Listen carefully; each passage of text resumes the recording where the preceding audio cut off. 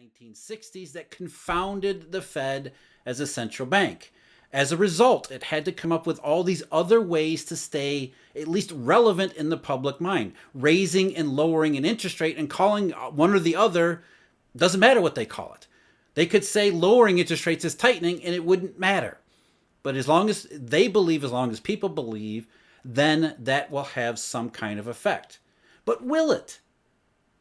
The moment of truth came, of course, starting in 2007, really August 9th of 2007.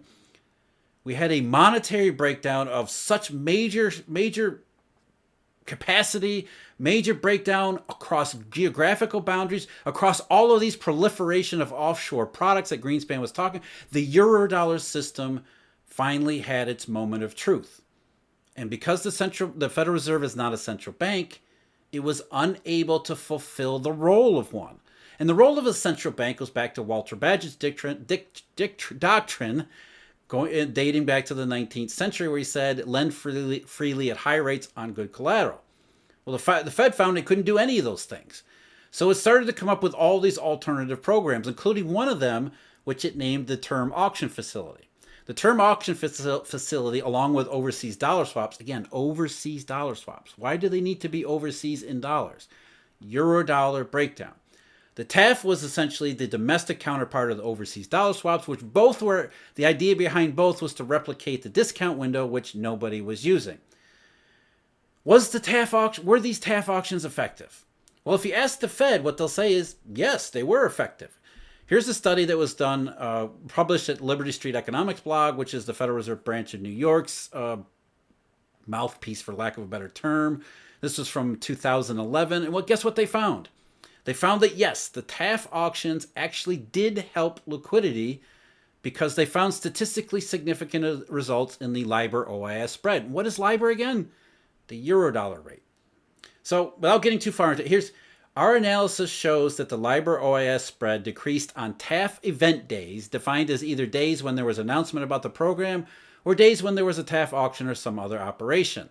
We find that the average decrease in the LIBOR-OIS spread was about 2 basis points per TAF event. Did you catch that? 2 basis points per TAF event. Now, these are just the TAF auctions in the first part of the global monetary crisis, because they wanted to isolate back at a time when there really was only TAF in addition to rate cuts. The rate cuts didn't work either, by the way. There was no stimulation from rate cuts, no easing. And they found that these TAF auctions, which were pretty sizable and substantial at the time, reduced the LIBOR-OIS spread by 2 basis points.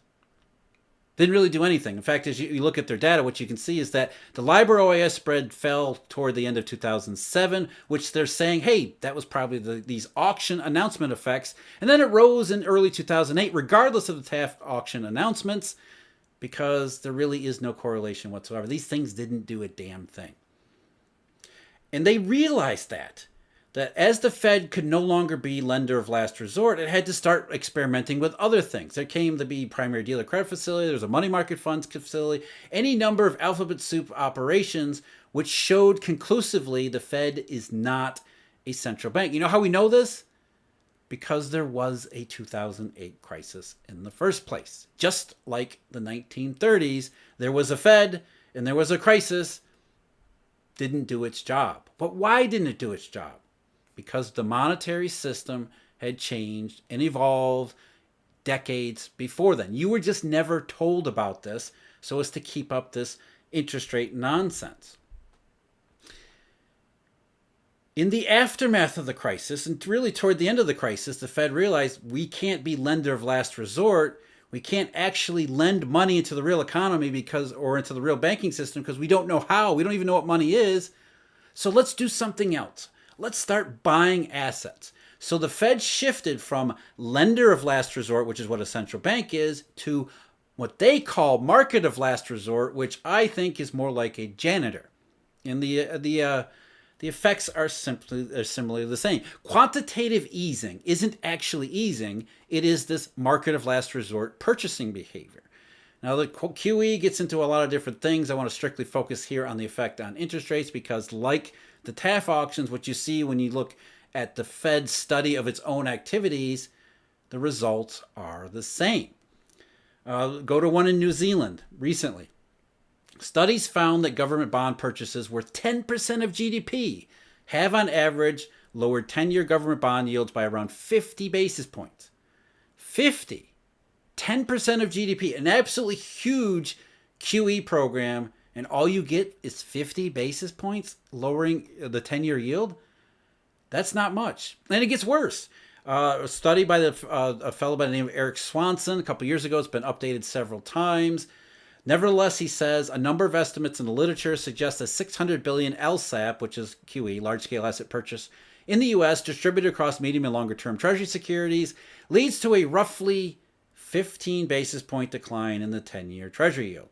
600 billion is bigger than the size of QE, at least when focused QE2 back in the U.S. in 2010 and 2011, focused on U.S. Treasuries, and all they got is 15 basis point. Now, one of the reasons why Mr. Swanson or Dr. Swanson, I don't know, focused on this particular part of it was because he's saying the direct action of purchasing securities doesn't seem to have had an effect on long-term interest rates or anything else for that matter. So what he was saying is that maybe the announcement of the act of announcing QE had a much more significant effect. It's psychology. If the Fed tells you it's helping, then the Fed is then telling you that it's helping is enough of a helping effect to create this easing when we see that it's not the case. So let's finish up here by talking about March of 2020. And there's so much more details to go into all this stuff about QE. Again, shameless plug on the membership videos. We went through all the QE stuff. We did this whole series of QE, pulling QE apart in all of its various parts. But here, March of 2020.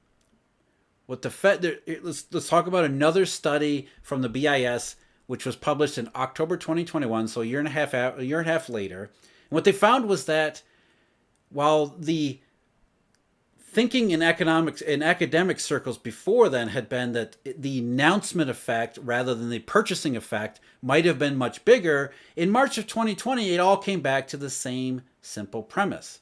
Lack of a central bank. The announcement effect, especially March 15th, when the Fed announced that, remember that Sunday night where they announced this massive QE forever, turbocharged QE6.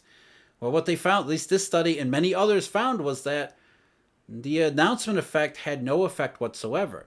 And the reason was, quoting the study, large purchase effects suggest that Treasury sellers had immediate liquidity needs.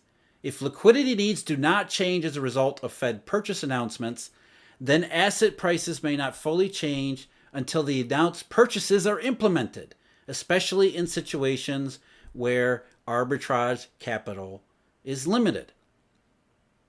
What they're saying is everybody gets 2020 wrong. The reason the Treasury market was experiencing so much selling was because of a massive dollar shortage, liquidity needs. Everybody was selling everything they could, including treasuries, because of the dollar shortage, which the Federal Reserve was powerless to do anything about. All the Fed could do was buy bonds, this market of last resort kind of stuff. And it came in and bought a lot of bonds and took a credit for ending the financial crisis in March of 2020 when everything shows that wasn't the case. Now, I can probably need to do a whole show on March of 2020, but again, we had this global dollar crisis that the Fed could not meet as a central bank and instead tried to meet it as this asset purchaser of last resort.